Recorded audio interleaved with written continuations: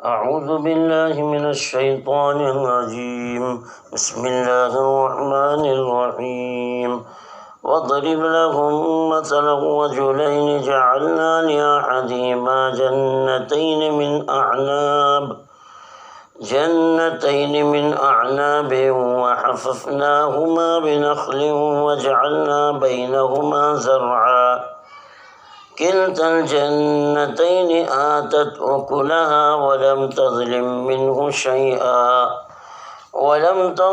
منه شيئا وفجرنا خلالهما نهرا وكان له ثمر فقال لصاحبه وهو يحاوره أنا أكثر منك مالا وأعز نفرا ودخل جنته وهو ظالم لنفسه قال ما أظن أن تبيد هذه أبدا وما أظن الساعة قائمة ولئن رددت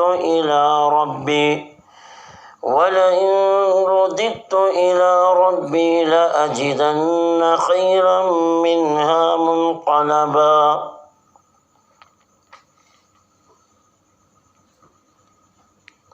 اللہ تعالیٰ یہاں سے دو آدمیوں کا حال بیان فرما رہے ہیں۔ مکے میں قبیلے بنی مخزوم کے دو بھائی تھے، ایک مسلمان تھا اور ایک کافر تھا۔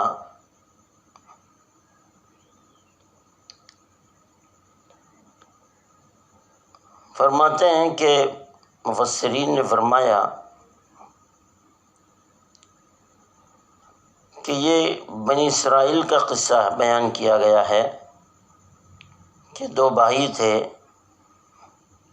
ابن عباس کے قول کے مطابق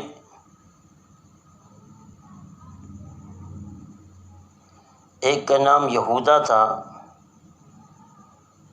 اور دوسرے کا نام قطروس تھا، اور بھی ایک کا نام تملیخہ اور دوسرے کا نام اور ذکر کیا گیا ہے۔ سورہ صافات میں بھی ان دونوں کا ذکر موجود ہے۔ قصہ یوں ہے کہ دو بیٹے تھے، باپ کی میراث میں 8,000 دینار ملے، دونوں نے تقسیم کر کے اپنا اپنا حصہ لے لیا۔ ایک بھائی نے 1,000 دینار کی زمین خریدی، دوسرے نے 1,000 دینار خیرات کر دیے اور یوں کہا کہ اللہ، میرے بھائی نے 1,000 دینار کی زمین خریدی ہے، میں تجھ سے جنت میں 1,000 دینار کی زمین خریدتا ہوں۔ پھر پہلے شخص نے 1,000 دینار کا مکان بنایا، دوسرے نے 1,000 دینار کو غریبوں میں تقسیم کر دیا اور دعا کی، اللہ، اس نے 1,000 دینار کا میرے بھائی نے خرچ کر کے مکان بنایا، میں تجھ سے جنت میں اس کا 1,000 دینار کا مکان خریدتا ہوں۔ پھر پہلے شخص نے 1,000 دینار سے ایک عورت سے شادی کر لی، دوسرے نے 1,000 دینار اللہ کے راستے میں خرچ کر کے اللہ سے دعا کی، تو اس سے میں یہ درخواست کرتا ہوں، اللہ، جنت کے اندر کسی جنت کی عورت سے میرا نکاح کر دے۔ پھر پہلے شخص نے 1,000 دینار خرچ کر کے باندی، غلام اور گھر کا سارا سامان خریدا، دوسرے نے 1,000 دینار خیرات کر کے اللہ سے جنت کے خدام اور سامان کی اللہ تعالیٰ سے درخواست کی۔ جب یہ دوسرا شخص سارا مال اللہ کے راستے میں خیرات کر چکا، جب اسے مال کی سخت ضرورت محسوس ہوئی تو اس کے دل میں خیال آ گیا کہ مجھے میرے بھائی سے ملاقات کرنا چاہیے۔ یہ سوچ کر بھائی کے راستے میں بیٹھ گیا۔ جب بھائی آیا تو پہچان لیا اس سے پوچھا کیسے آنا؟ کہا میں مفلس ہو چکا ہوں اور میں ایک بڑی امید لے کر آپ کے پاس آیا ہوں۔ دولت مند بھائی نے کہا، مالدار نے کہا تمہارے مال کا کیا ہوا؟ جب مال تقسیم ہوا تو اس وقت تو اپنا حصہ لے چکے تھے۔ غریب بھائی نے یہ کہہ دیا کہ میں نے سارا مال اللہ کے راستے میں خیرات کر دیا۔ تو اس نے کہا اگر خیرات کر چکے تو یہاں سے چلے جاؤ، میں تمہیں کچھ نہیں دے سکتا۔ اس نے تو اپنے غریب بھائی کو دھتکار دیا، بھگا دیا۔ آخر وہ دن آئے کہ وہ دونوں مر گئے۔ ان کے متعلق یہ صورت نازل ہوئی ہے۔ کہتے ہیں ایک قصہ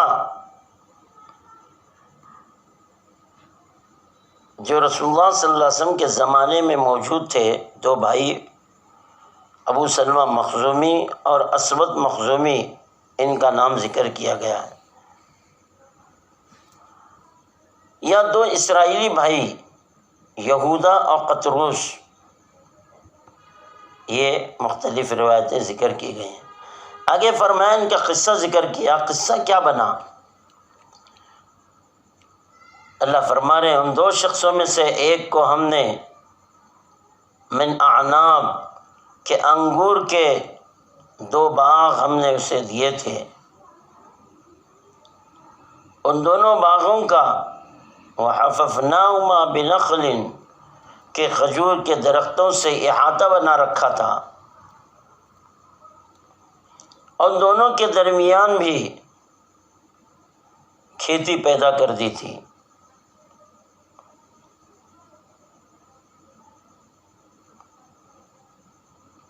یعنی انگور کے باغ کے ارد گرد کھجور کے درخت لگائے رکھے تھے، درختوں کی باڑ بنائی رکھی تھی، کھجور کے درخت، اور اندر بہت سے پھل اور کھیتی اور بھی کئی درخت لگائے رکھے تھے۔ ان دونوں باغوں کے درمیان کی جو زمین تھی وہ سرسب و شاداب تھی، اس میں پھل بھی تھے، غلہ بھی تھا، اور بہت سی عمدہ چیزیں اس نے اگائے رکھی تھی۔ آگے اللہ فرماتے ہیں کلتا الجنتین آتت اکلہا ولم تظلم منہ شیئا، اور دونوں باغ پورے پھل دیتے تھے اور اس کی پیداوار میں کوئی کمی بھی نہیں تھی۔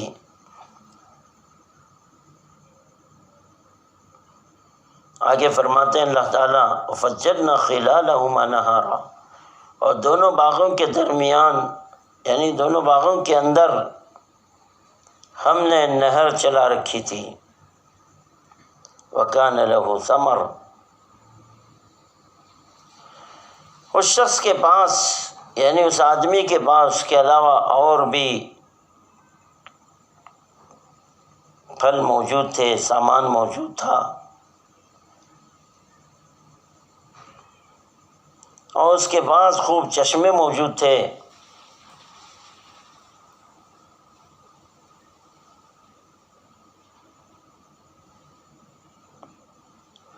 اور اس کے اللہ تعالیٰ نے اس کو بکثرت مال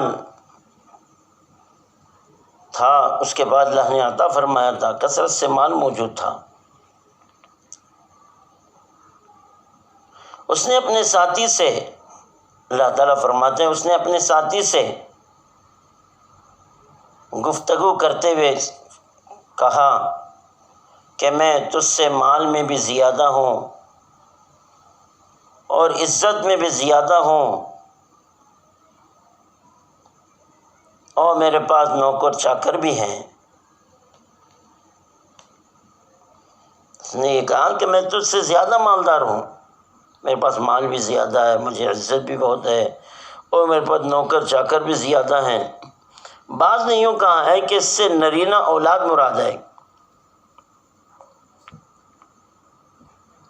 آگے فرمایا اللہ تعالیٰ نے وَدَخَلَ جَنَّتَهُ وَهُوَ ظَالِمٌ لِنَفْسِهِ، اور وہ اپنے اوپر جرم قائم کرتے ہوئے اپنے باغ میں پہنچا اور کہنے لگا میں نہیں خیال کرتا ہوں کہ کبھی یہ ختم ہو جائے گا، تباہ ہو جائے گا۔ یعنی اللہ تعالیٰ سے ڈھیل ملنے پر دماغ پر غفلت طاری ہو گئی، پردے چھا گئے، اور دنیا کے شوق و حواس نے اسے ایسا گھیر لیا، اس کی بقا، دنیا کی بقا کا خیال، ہمیشہ رہنے کا خیال دلوں میں پیدا ہونے لگا۔ اور جو کچھ میرے پاس، اس نے کہا جو کچھ یہ میرے پاس ساری چیزیں موجود ہیں یہ ہمیشہ رہے گا، کبھی برباد نہیں ہوگا، کیونکہ یہ کافر تھا، یہ عقیدہ رکھ رہا تھا، لیکن موت تو یقینی چیز ہے، اور دنیا کی لذتیں ختم ہونے والی ہیں۔ اللہ تعالیٰ دنیا اور دنیا کی لذتوں کو غرق کر دے گا، ختم کر دے گا، اور انسان کے پاس کے اعمال ہمیشہ باقی رہنے والے ہیں۔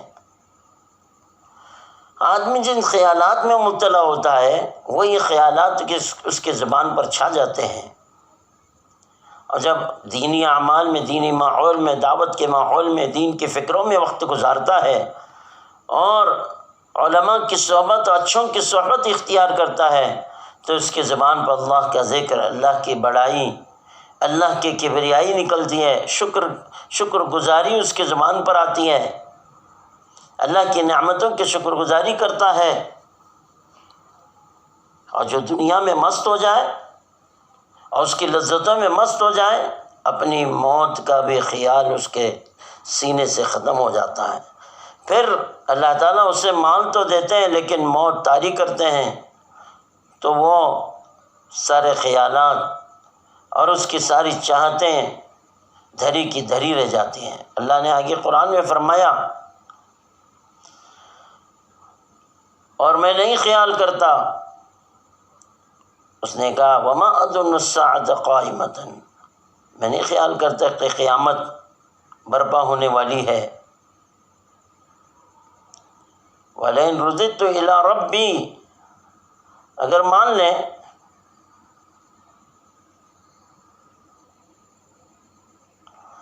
مجھے مرنے کے بعد اپنے رب کی طرف لوٹنا پڑے، جیسا کہ تمہارا خیال ہے، تو اللہ تعالیٰ مجھے یقیناً اس سے بہتر نتیجہ ضرور مجھے ملے گا اللہ کے پاس۔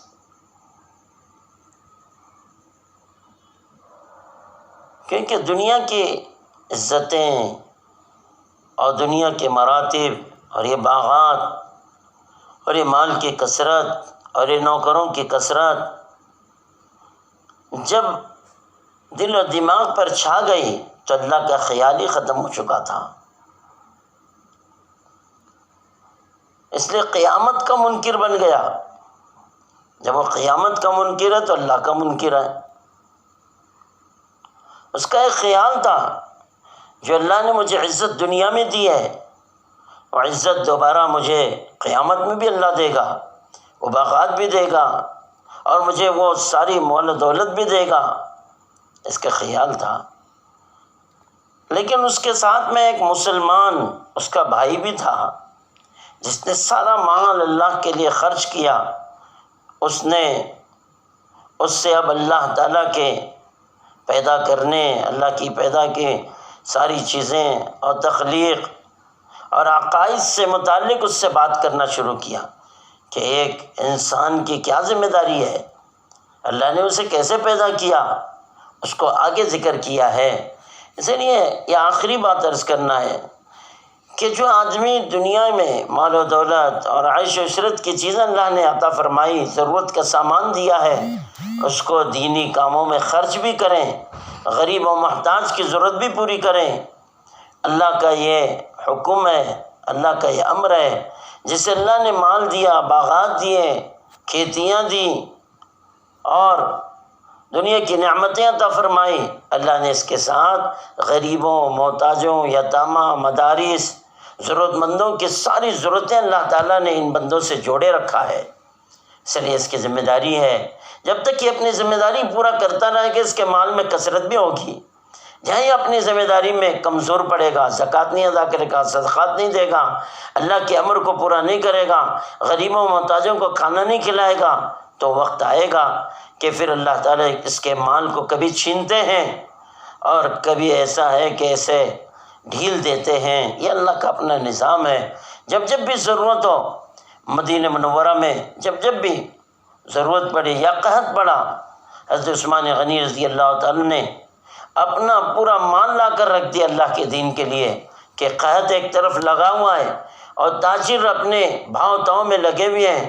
حضرت عثمان غنی رضی اللہ تعالیٰ کا پہلا اونٹ مدینہ میں داخل ہو رہا ہے اور آخری اونٹ شام کے بازاروں سے باہر نکل رہا ہے، اور یہ سارا کا سارے مال اور یہ لدا ہوا سارا مال اور یہ اونٹ، یہ سب مدینے والوں کے لیے انہوں نے سارا مال دے دیا، لوگوں کو کھلایا، لوگوں کی ضرورتیں پوری کر دی۔